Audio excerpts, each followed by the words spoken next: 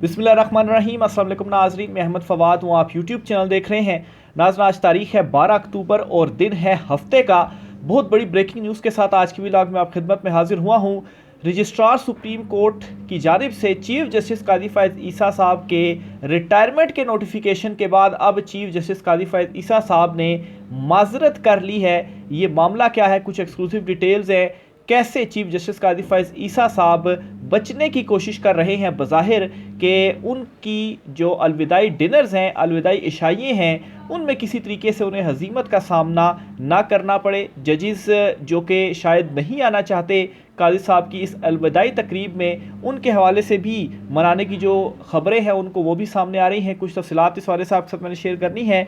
साथ ही साथ नाज़रीन, जो हुकूमत आइनी तरमीम लाने जा रही है, इस आइनी तरमीम में पीटीआई के बंदों को तोड़ते तोड़ते और मौलाना फजल रहमान साहब को मनाते मनाते इनके अपने जो लोग हैं वो कम हो गए हैं। 10 हुकूमती अरकान के गायब होने का क्या मामला है, कैसे सारे का सारा जो खेल है वो पलट चुका है। और जूं जूं 25 अक्टूबर नज़दीक आती जा रही है, हुकूमत का जो तख्त है ये लरसता जा रहा है। और 25 अक्टूबर के बाद अगर जस्टिस मंसूर अली शाह साहब चीफ जस्टिस बन जाते हैं तो फिर ये जो हुकूमत है इसका तख्त भी उलट जाएगा। इस पर भी कुछ तफसीलात आज की व्लॉग में आपके साथ में शेयर करूंगा।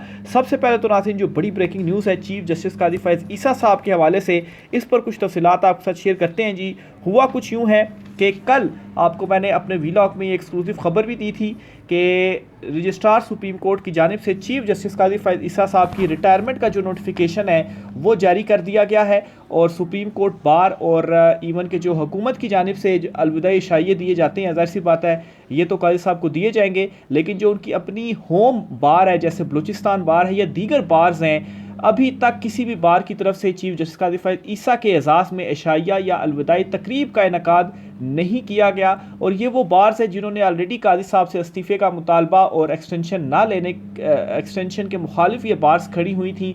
और बलूचिस्तान बार जो कि होम बार है, यानी कि चीफ जस्टिस कादी फ़ैज़ ईसा बलूचिस्तान से ताल्लुक़ रखते हैं तो वो होम बार होती है, और वहाँ की बार की जानिब से इशाइया ना देना ये एक बड़ी हजीमत होती है। बहरहाल जी, ये तो अब कन्फर्म हो गया है कि कादी साहब रिटायर हो रहे हैं 25 अक्टूबर को, लेकिन अभी तक जस्टिस मंसूर अली शाह साहब का नोटिफिकेशन जारी नहीं किया जा रहा। इसकी रीज़न में व्लॉग में आगे चल के आपको बताऊँगा कि कादी फ़ैज़ ईसा साहब की कंफर्मेशन हो चुकी है, नोटिफिकेशंस भी आ चुके हैं, दावतनामे सामने आ चुके हैं, खतूत सामने आ चुके हैं। कादी साहब के ख़ुद ये खतूत सामने आए हैं जिनमें जो रिटायरमेंट है वो कंफर्म हो चुकी है। लेकिन क्यों आखिर जस्टिस मंसूर अली शाह साहब का अब भी नोटिफिकेशन जारी नहीं हो रहा? बहरहाल जी, एक ख़बर पहले सुप्रीम कोर्ट से ये सुन लें कि चीफ जस्टिस कादी फ़ैज़ ईसा साहब ने एक ख़त लिखा है, और ये जो ख़त है वो रजिस्ट्रार सुप्रीम कोर्ट के ज़रिए ये भेजा गया, और एक ये मरासला है। और इसमें कादी साहब ने अपने एजाज़ में इशाइया लेने से या जो एक अलविदाई डिनर होता है वो लेने से माजरत कर ली है। ये बेसिकली 25 अक्टूबर को चूँकि फुल कोर्ट रेफरेंस होने जा रहा है चीफ जस्टिस कादी फ़ैज़ ईसा साहब का।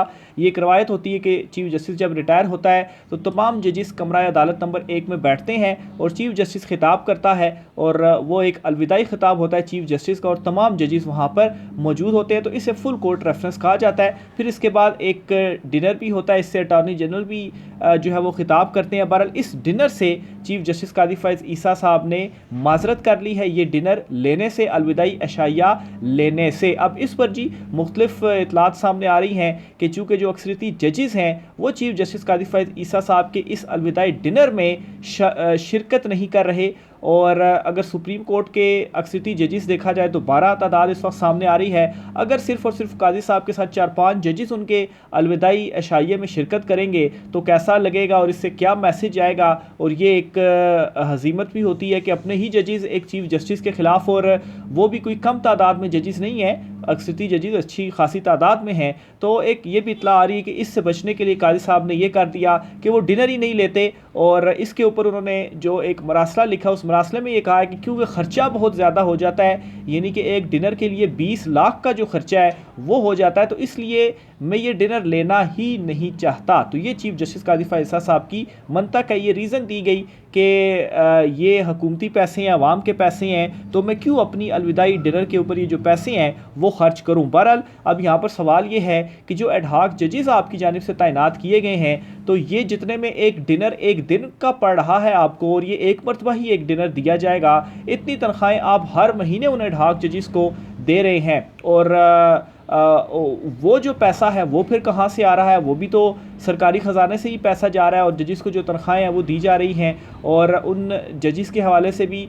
कि वो जो जजिस हैं वो तो दीगर आइनी मुकदमों के बेंचेस में काजी साहब ने उनको अपने साथ बिठाया हुआ है, और बज़ाहिर सिर्फ़ और सिर्फ अपनी जो एक नंबर गेम थी उसको बढ़ाने के लिए काजी साहब ने ये जो इक़दाम है वो उठाया। फिर इसके अलावा जो एक आइनी अदालत बनने जा रही थी, तो वो आइनी अदालत का बोझ किसके ऊपर होता। सिर्फ 200 मुकदमे हैं, और जहाँ पर दूसरी तरफ लाखों मुकदमे हैं, तो वहाँ पर काजी साहब को कोई ख्याल नहीं आया कि वहाँ पर जजेस की तादाद बढ़ाई जानी चाहिए, यानी कि जो कचहरियाँ हैं, हाई कोर्ट हैं, वहाँ पर तो तादाद नहीं बढ़ा रहे। इवन के सुप्रीम कोर्ट में पेंडेंसी रेट 60,000 से ज़ायद हो चुका है, तो यहाँ पर केसेस को निपटाया नहीं जा रहा, उल्टा एक आइनी अदालत अलहदा से बनाई जा रही है सिर्फ 200 मुकदमों के लिए। और वो जो आइनी अदालत बनाई जाती, वहाँ पर जो जजेस लगाए जाते, तो उनकी जो तनख्वाहें थी वो फिर कौन देता, वो भी सरकारी खर्च से, सरकारी ख़जाने से दी जाती, जो कि आवाम के टैक्स का पैसा है। तो ये बज़ाहिर दिखाने की मैं समझता हूँ कोशिश की गई कि ये बड़ा ख्याल है आवाम के पैसे का,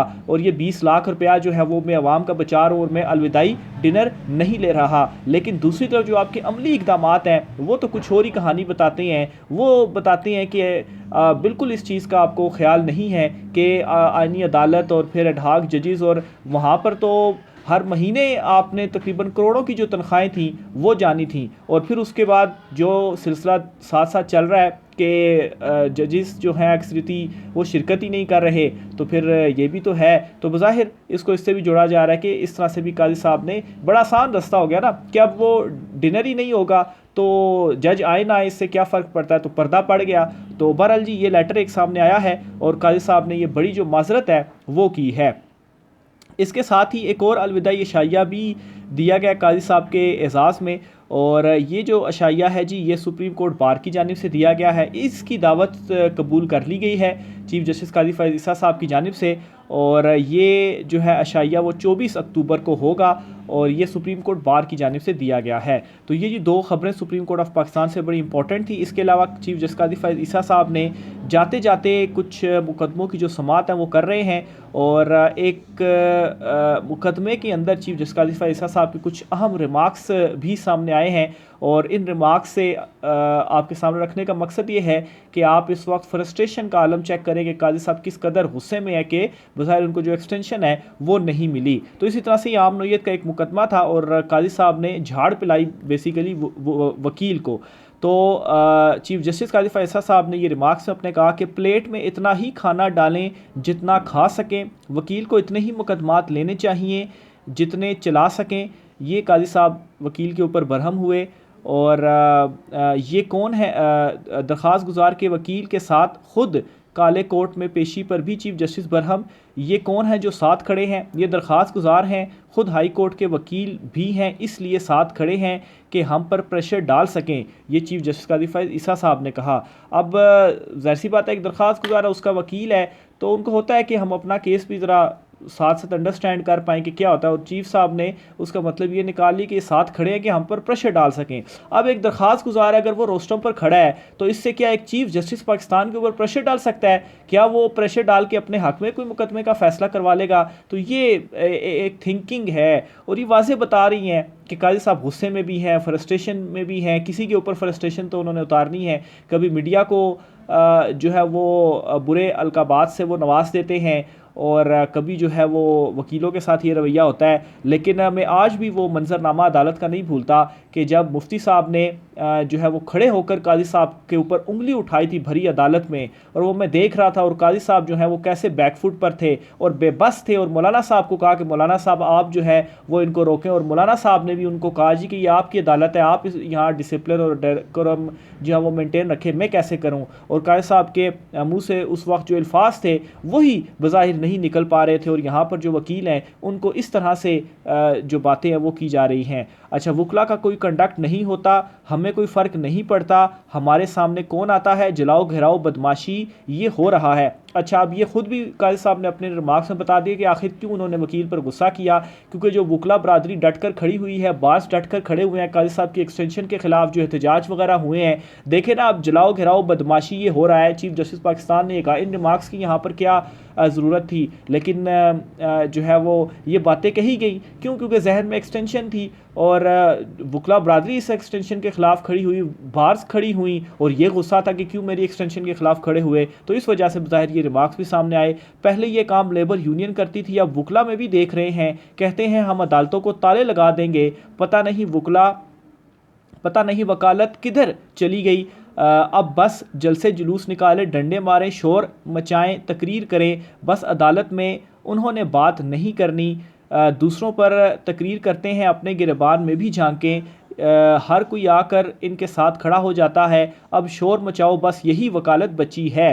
तो ये जी बेसिकली काजी साहब को शिकवा है कि जो वकला बरादरी है उन्होंने शोर मचाया काजी साहब की एक्सटेंशन के अगेंस्ट, और फिर जो एक्सटेंशन का बाब है काजी साहब का वो क्लोज़ हुआ। तो अब जाते जो दिन है, आखिरी जो दिन कुछ रह गए हैं, इनमें जो एक ओहदा है उस पर रहते हुए ये काम किया जा सकता है, क्योंकि जब वो चीफ जस्टिस नहीं रहेंगे तो फिर तो इस तरह से वो वकला को नहीं कह पाएंगे, क्योंकि अगर वो वकला को ऐसे कहेंगे तो फिर सामने से जो जवाब है वो भी आएगा, क्योंकि फिर आप जो इंसाफ की सबसे बड़ी कुर्सी है उस पर नहीं बैठे होंगे और आपके पास वो इख्तियार नहीं होंगे जो कि आज आपके पास हैं, और आप तौहीन अदालत भी कर सकते हैं और भी बहुत कुछ आप कर सकते हैं, लेकिन कल को फिर ये चीज़ें नहीं होंगी। तो इसलिए शायद आज जो है वो ये सारी चीज़ें कर रहे हैं। अच्छा, इसके साथ ही आईनी तरमीम के मामले पर भी मैं आता हूँ।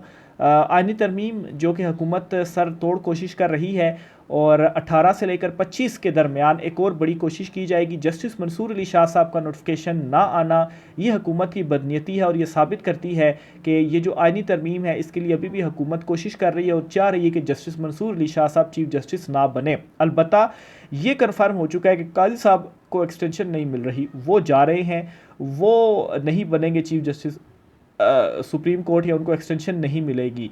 अब जहाँ तक मंसूर अली शाह साहब का नोटिफिकेशन जारी ना करने का मकसद है, इसके पीछे हुकूमत का ये कोशिश है कि नई आईनी अदालत बनाई जाए, या इस तरीके से हो कि सुप्रीम कोर्ट का जो चीफ जस्टिस हो वो ऐसे ना हो कि सीनियरिटी के हिसाब से जो सबसे सीनियर है वो चीफ जस्टिस बने, बल्कि जिस तरह से आर्मी चीफ की तैनाती होती है कि 5 एक नाम जाते हैं, उनमें से एक नाम वज़ीर-ए-आज़म जो है वो देता है और वो आर्मी चीफ बनता है। तो इस तरह से सुप्रीम कोर्ट में भी हो जाए, 5 सीनियर जजेस के नाम जाएं और उनमें से किसी एक को फाइनल कर दिया जाए। अब 5 सीनियर में कौन है? एक तो जस्टिस मंसूर अली शाह साहब हैं, justice Munib Akhtar, justice Yahya Afridi, justice Aminuddin Khan और जस्टिस जमाल खान मंदोखेल। और फिर ख्वाहिश ये है कि अमीनुद्दीन खान साहब को चीफ जस्टिस जो है वो सुप्रीम कोर्ट लगा दिया जाए, और यूँ बज़ाहिर जिस तरह से काजी फ़ैज़ ईसा साहब ने फ़ैसले दिए और उससे हुकूमत को फ़ायदा हुआ, तो जस्टिस अमीनुद्दीन खान साहब भी जो है वो सेम हम ख्याल हैं, तो उनके भी सुप्रीम कोर्ट का चीफ जस्टिस बनने से इस हुकूमत को कोई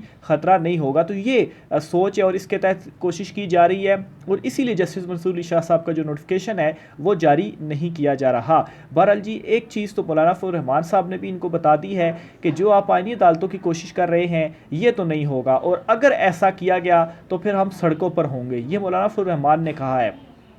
और हुकूमत के पास इस वक्त नंबर गेम भी पूरा नहीं है, इसीलिए मुसलसल अभी भी मौलाना फजल रहमान साहब से रब्ते करके उनसे मुलाकातें की जा रही हैं।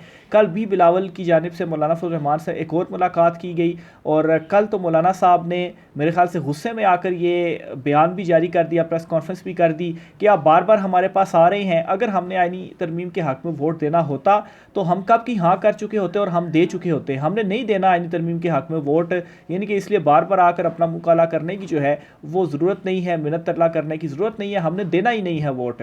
तो मौलाना साहब के नंबर जो हैं वो भी इनके हक़ में नहीं जा रहे। इसके अलावा इनके अंदर से जो लोग हैं वो खड़े हो गए हैं, और 10 हुकूमती जो अरकान हैं उनके हवाले से बताया जा रहा है जी वो अचानक से गायब हैं, कि बैरून मुल्क हैं, कि इधर उधर हैं, यानी कि इनके अपने जो नंबर्स इनके पास थे वो भी इनके पास अब पूरे नहीं रहे। तो आईनी तरमीम तो दूर दूर तक होती हुई नज़र नहीं आ रही, अनलेस के मौलाना और पाकिस्तान तहरीक इंसाफ जो हैं वो इनके साथ एग्री हो जाएं।